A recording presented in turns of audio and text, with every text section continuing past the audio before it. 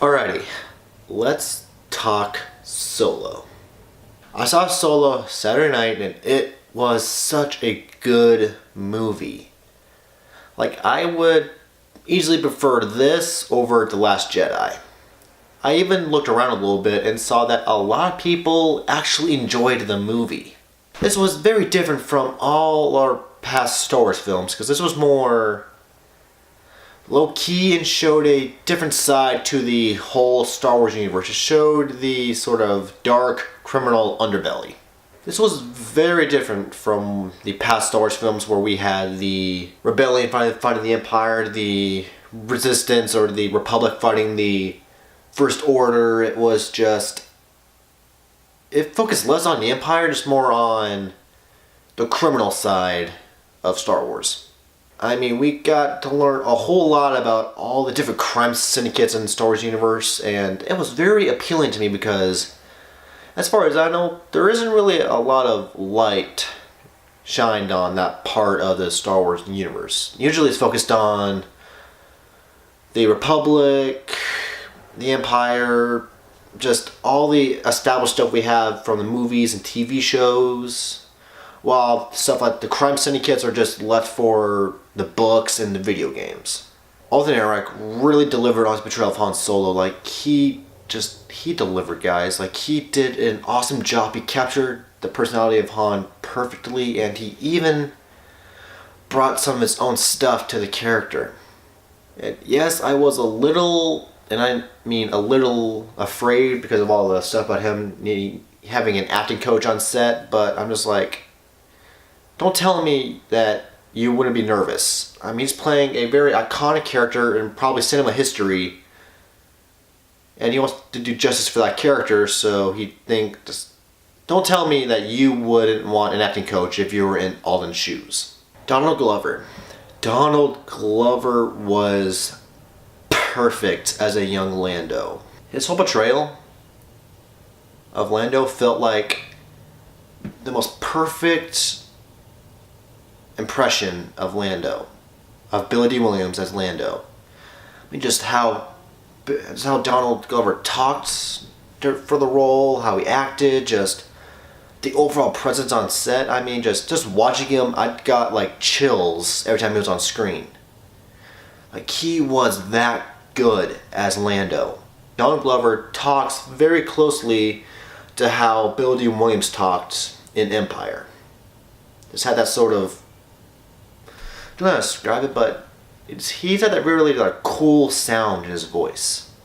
It's really hard to explain, but just for those of you who watch Empire and Solo, you hopefully know what I'm talking about.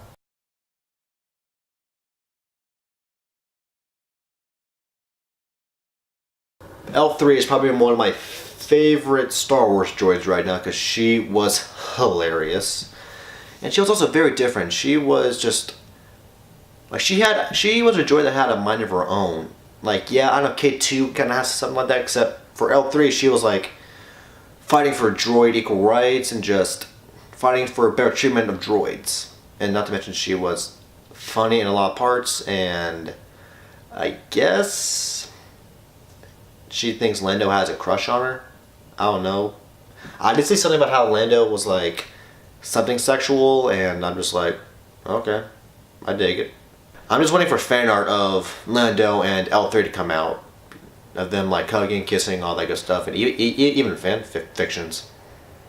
So let's see how long that will take. Woody Harrelson as Tobias Beckett was awesome. Like, he was a mean gunslinger, and he was just really cool on screen. Like, I loved his character.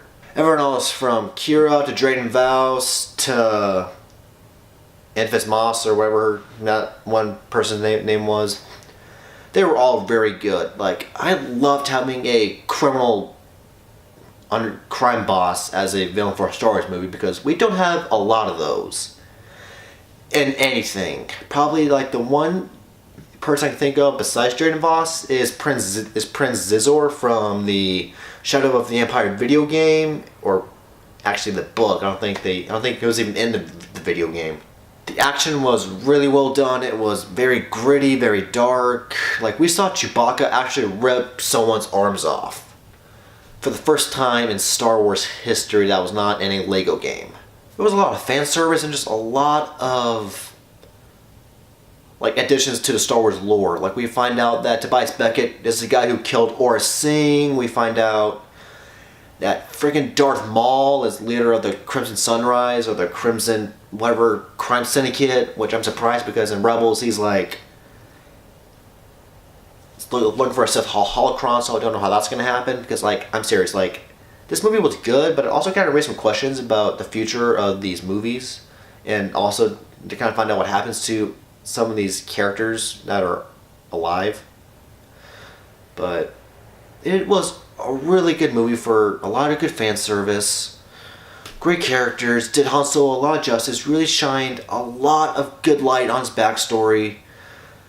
This review is really, this review is a mess because there's so much to talk about, and I just loved it. And just go see the movie. Just go see the movie for yourself. Just stop watching videos. Stop listening to me babble. Just go see the movie. Go enjoy it. Don't listen to the haters. I'll see you guys next time. Make sure to like, comment, and subscribe. Star Wars.